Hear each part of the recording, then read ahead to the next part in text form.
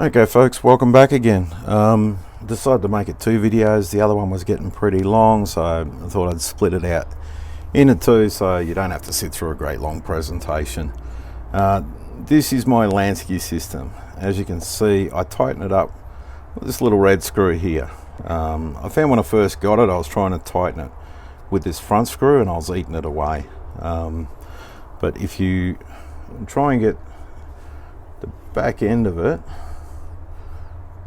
if you try and get the front about the right width and then try and have it parallel and then just tighten down on that one, that should get you a nice tight fit around your blade. I got a bit of tape on that and on the knife to protect the knife from the clamp. It's got a bunch of degree marks on here. We've got the 17, the 20, the 25 and the 30. I cut on the Waterstone at the 20 degrees, which is a pretty good angle for a kitchen knife. If you're using a utility sort of knife, you want to go up to the 25.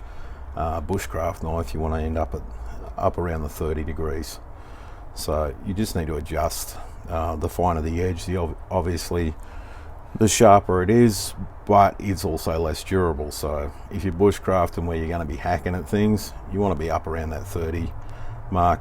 A utility knife is going to get treated a bit more rough.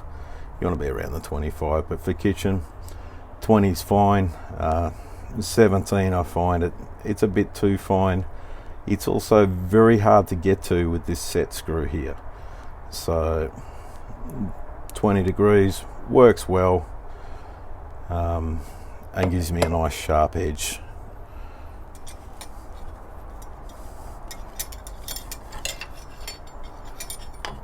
With the Lansky system, this one's a diamond system. These are all diamond stones. It's a piece of metal with industrial diamond impregnated into it. You go from the extra coarse, the medium and the fine. Using the Waterstone, I find I don't need to use the extra coarse, and that's a big part of why I've started using the Waterstone, because I'm not sitting there for hours trying to grind down an edge. If I'm trying to cut that secondary bevel purely with the extra coarse, I can get there, but it's going to take a lot of time to do it. So I don't normally use that one. Instead, I bought myself an extra sapphire stone, which is a piece of ceramic impregnated with sapphires rather than the diamonds. This one's about a 6,000 grit. Gives a really smooth mirror finish on it, which is perfect for finishing off that secondary bevel. So I'll work through the grains and bring it up all the way up to that sapphire finish. We start with the coarse. We want to make sure when we're cutting that we're cutting purely in one direction. You don't want to go backwards and forwards.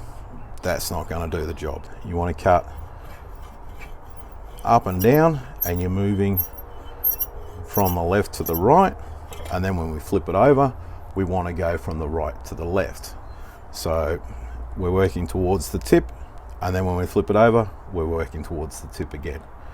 And then with the next stone, we'll go in the opposite direction. We'll work towards the heel of the knife so that the angle of the cut is totally different, and you can make sure that the previous cut has been erased and you're getting a nice clean finish.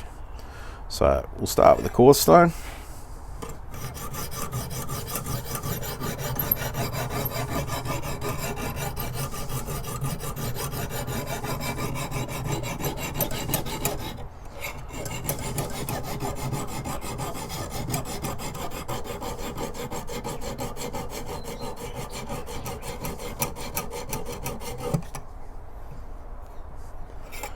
And not sure how well that's going to play on the camera.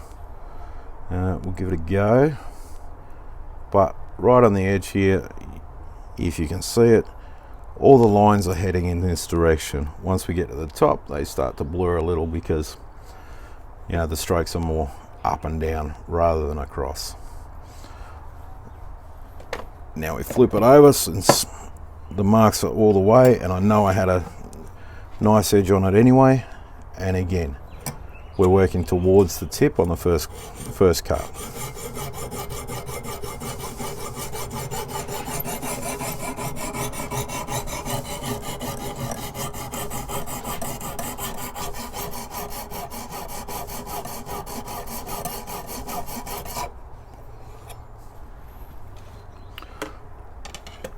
All right, so okay, a bit of technical difficulties there, but we're back on. All right, now we got the medium stone, and we're going to go back in the other direction. So from the tip to the heel.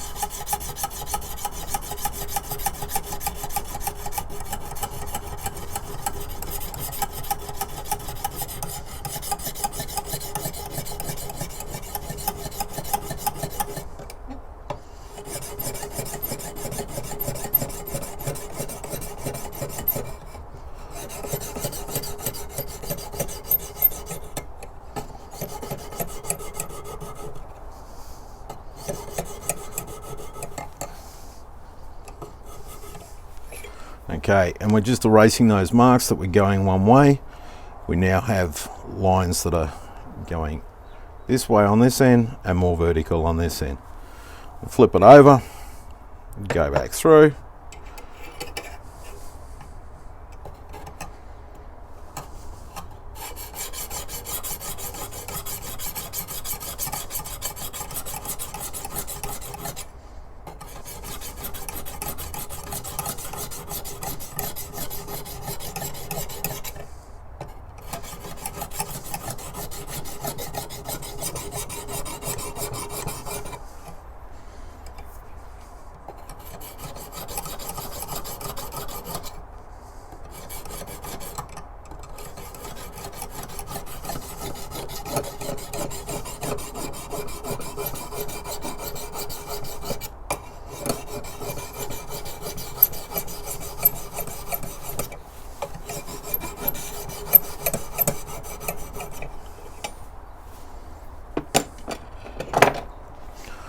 Okay, again, all the marks are going the other way now.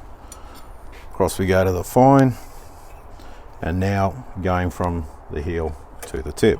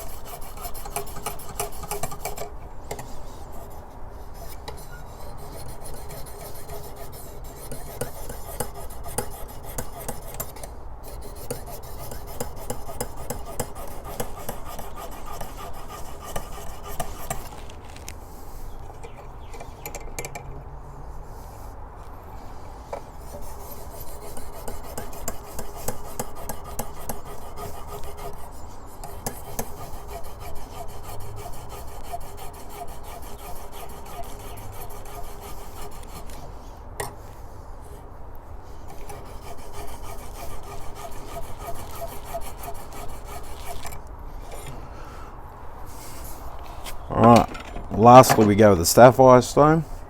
Now this one's a polishing stone, it's not a cutting stone, it just puts a nice polished edge on it. So I tend to go with the same direction as the last cutting stone.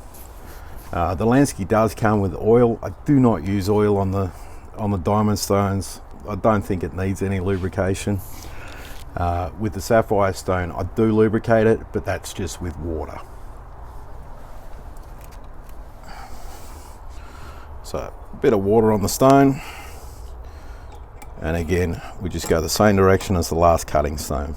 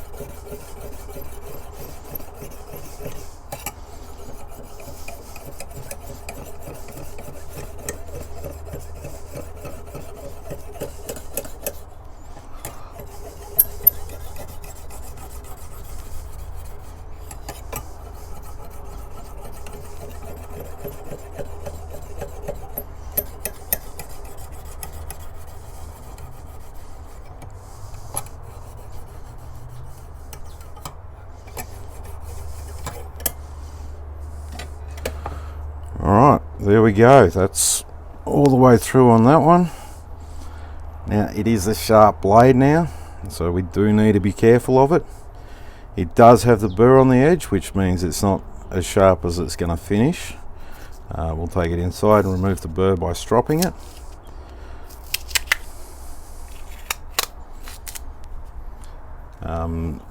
The last thing I do when I'm making a knife is to sharpen them. Last thing I want is a sharp knife that I've got to do other work on. So the sheaths are already made for it, goes in the sheath, and it's nice and safe. Alright, so I'm going to go through doing my inside knives. They're not going to need that coarse stone. I can probably get away with just a fine on them just to bring the edge back on. So I'll quickly go through those and then we'll head inside and I'll show you the stropping part.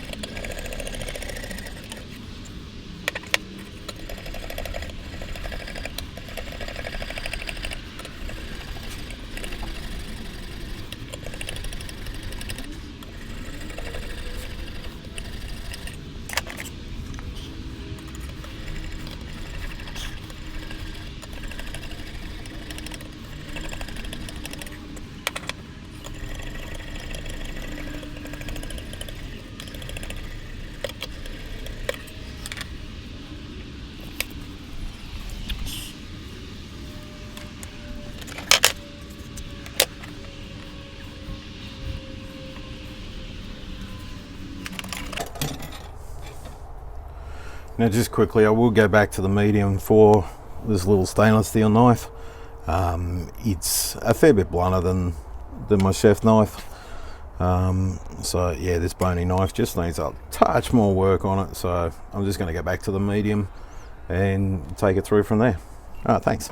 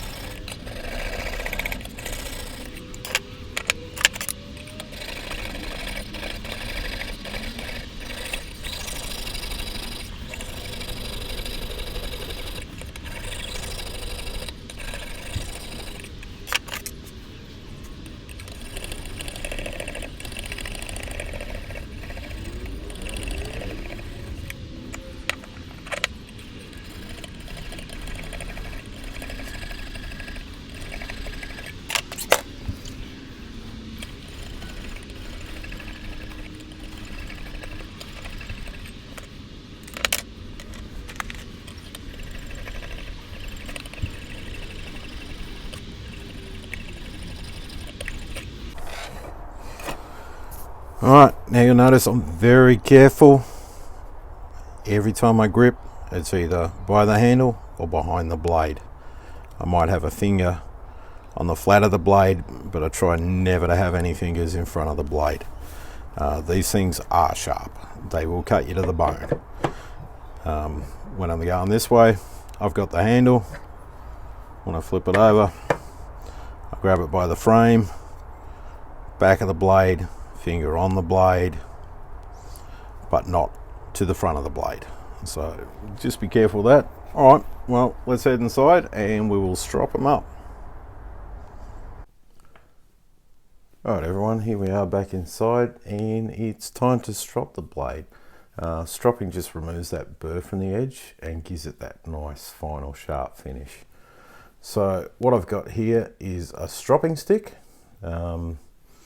It's a modern thing. The barbers used to have the old leather strops. This is the same sort of thing, just a wee bit shorter. I also use one of those, but it's easy to film on this one. So that's why I'm using this. So that's the rough side of a piece of skin, and here we have a piece of jeweler's rouge. So what we do is we rub the rouge on it, load the leather up with the rouge, and that's just mildly abrasive. It's just a very, very fine abrasive, and that'll help to pick up the little pieces of metal that are hanging onto the edge and give us a nice final sharp finish. Now when you're stropping, you go the opposite direction to when you're sharpening. When you're sharpening, you push the blade down. When you're stropping, you pull it towards you. You just go on the leather, you sort of sit at the angle of that secondary bevel, and you're just pulling it down.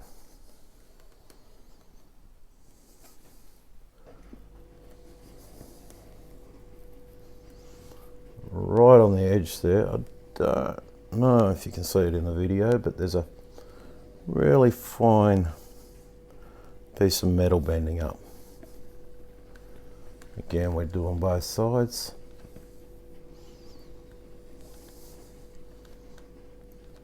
It's really a wiry sort of edge on it. We're going backwards and forwards. That fine abrasive is eating away at that tiny bit that's sitting there, and also the backwards and forwards motion.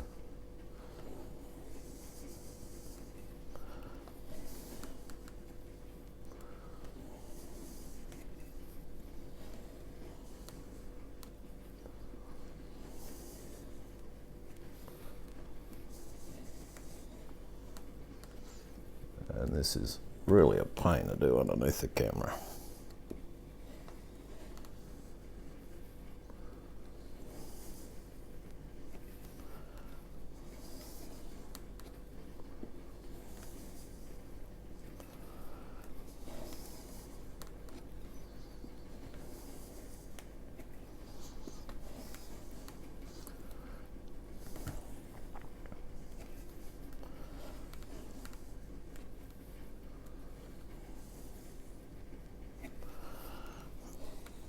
So what I'm going to do is just take it off camera for a second, and I will strop it, and then I will be back shortly.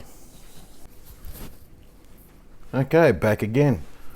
It's all stropped now. It's got a nice fine edge on it, and it is absolutely razor sharp.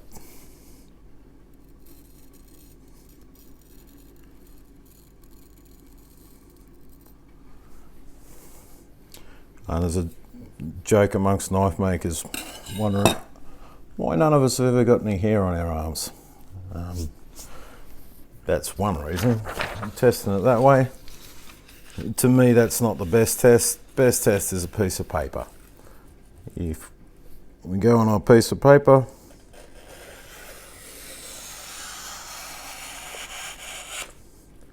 it's a nice clean cut. All the way through it. It doesn't hang up anywhere along the blade. so you know that blade's nice and sharp all the way through. All right, everyone, thanks for tuning in. Please like and subscribe. Stay tuned for more content, more stuff to do with knife making, more stuff to do with homesteading, more stuff to do with blacksmithing. Thanks very much.